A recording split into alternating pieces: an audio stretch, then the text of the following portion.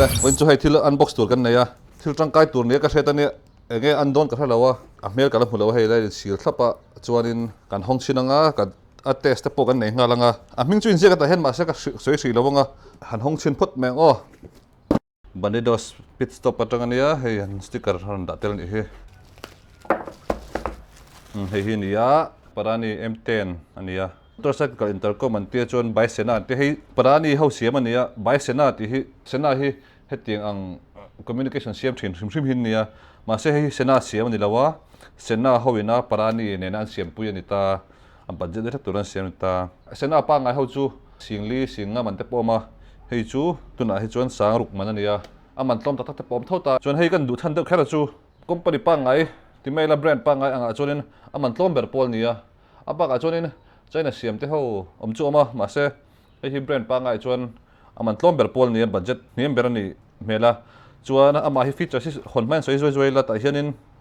four way intercom an tia hemi ti ang pali om chuanin aroi bek theya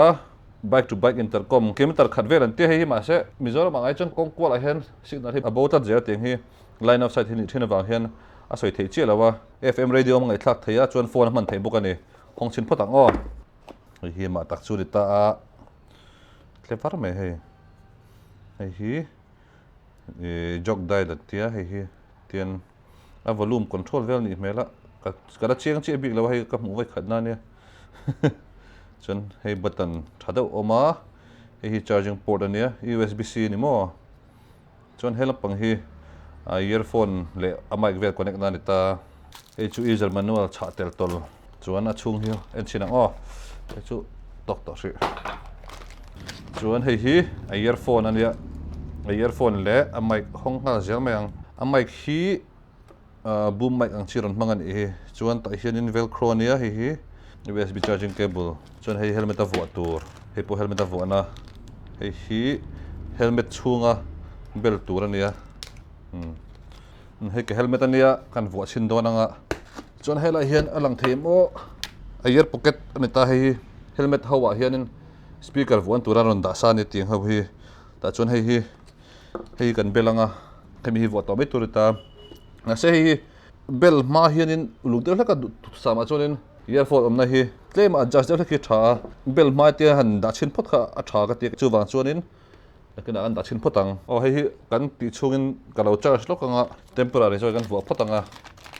hei helmet thak pon helmet danga po vuah du pon hei vuah le mai tur khan ta helai hian veilama hianin ta hian ten vuah du mai tur khan ta ni hemi velcro a chunam mi tur kan belta a chuan hei che ka soeng khan ei amil tur chu ka hisap to thota masatuna claimin ka bank kha lo niam dewa mo sang dewa mo ni chuan a velcro hen kan dana ka son mai don ta kan du bank ko zon ada lo hi chuanin a sound hi adang lam nge don na a sound hi fiat tok thin lawa amo phone kan biak pon a ko zon kan bank kan da lo chuanin phone he zoi vek zela kha tiang deuh khan ni mai ta tai hi chu chuan le lamen vuah le lok nge khan kan set ta a chuan hei ta hengan da lut lenga anung lama hian le lama hianin chuan ka soi tong khan kina hei kan bank zone khan ni lo mai theya chu adjust de ta polangai mai theya chu arem dalin kan adjust le don ne ala hei chin khan kan han charge wangwanga chuanin heti han ti on tur ta ne o helai le hi arwala me tur ta second khat arwala me tur khat ta chuan pairing mode oma kan pair don chinanga bluetooth ka on ta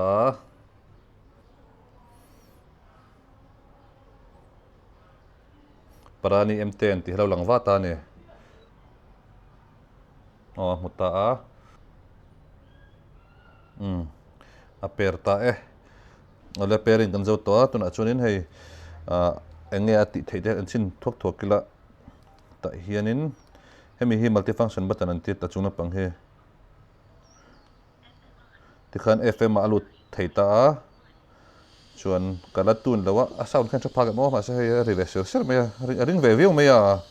chuan heta ina volume chuan heti ang tho nein am chuanin intercom te pawh man theinga full duplex intercom an tia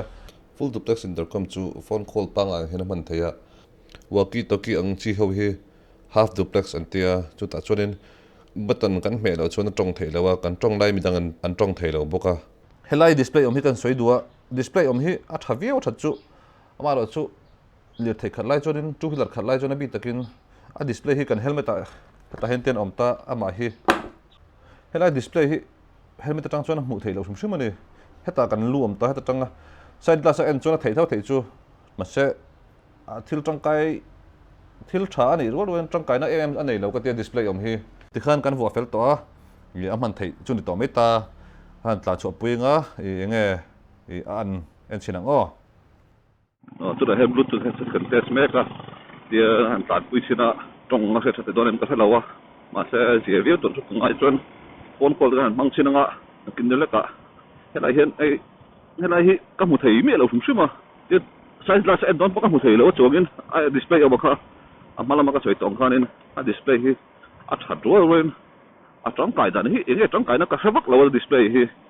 phone call don chon lai me ja wania chuan helai hian me de bang hian in FM radio te khangai thak theya a thavia a volume up le down hi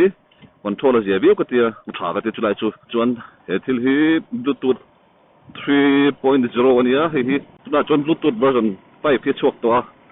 chu bluetooth version sang hi danglam na chu audio quality sang that ta data speed ka sang thei ni me ma se audio langai chuan poi em pon ni lawa a earphone ti mela a speaker hi audio quality sang em lo ma se apa ngai ta chon tok view ka tia ke chuan radio te kan ngai thachina music te kan ngai thachina a thang reng view ka tia tunai traffic ka zab em lo boka set har sa chu ani lawa a best tam lo don thak ani me ya ke chu best tam burik ngai sang lem lawa a ri dup featurein a ha thak le de so ka radio ka ngai tha tar ngai ta khan radio ha chon ban thapi le khala eng channel bel ngai kha to lo for track Spotify te kan ngai tha YouTube te kan ngai tha je view je la apoi wa ta bera chunin aman em phuem ti khan ta ke chuna phuin ka review man hi michina khan bluetooth 5 ti ve so ya ka bluetooth 5 version te po chu om thom chu elawa ho sena ti te cardo hawa te se khan ho kha chu aman kha utang me singli singa ti te nia audio quality sang deu kha tuna ka man du dan purpose chon ani che lawa chu wang chon ke chuna thuna po ka lo khalai tak kha chu a tha ka ti ve wa to ka ti ve wa ma se ka social na phatam chu amai ka he bu mic ang chi goose neck an chi khania a that view ro hen da thei lawa du na hian he hian in om ka tia chu a that lo ka ti da nia chu wang chon thil hi ati boi lek lek ka cord ang chi cable mang chi ni sen chonen a zia ka ti ve wa chu ti lo chona a thavia win ka sia hello oh he em ka ron test pa hey record lo chu hello ma se ka ron test pa a ding thing em bên trên nào ít tán biết cái gì tán biết cái thố ai là em cái thố chuyện tiền chuyện lâu mà cái thố chuyện biết lâu chuan bây giờ đi bố sẽ cho được rồi biết chúng là đi tóc pha chuyện thật chứ thì hắn chắc chắn cho chuyện đấy được bây giờ làm chuyện được mà đó là chọn là được不啊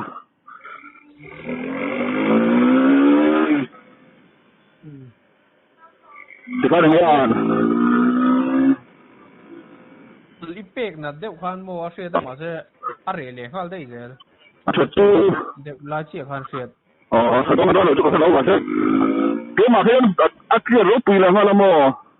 à gì cút mà he thật chứ cái đó chồng đấy thì khăn Parani M10 chu atlang pui chu kan te zo to kan man na china chu na je viawa phone call te FM radio te thavia wa intercom hi kan te thei che lo chan chu man pui tur hi nom che ri lo wa kan te kan te sanga chen tan chun he thil tang ka ta ne theya e two wheeler chuang tam tan chun thavia donin ka setin chin amai ka se sel na gus nek mai ang chi ni ka ti kha khami kha athat lo ru rolin full face tan chuanin half face ang chi hawa e beng khu half face ang chi hawa hena man thei ve don tho ta he chu that ve le tho ni ta an company pon kha kharon tum jok ma ni mi theya man kop thei duran siam na khani mela full face tan chun du thu sam lo ti ani me ta chu lai chu ba ga chu na tha viawa chuanin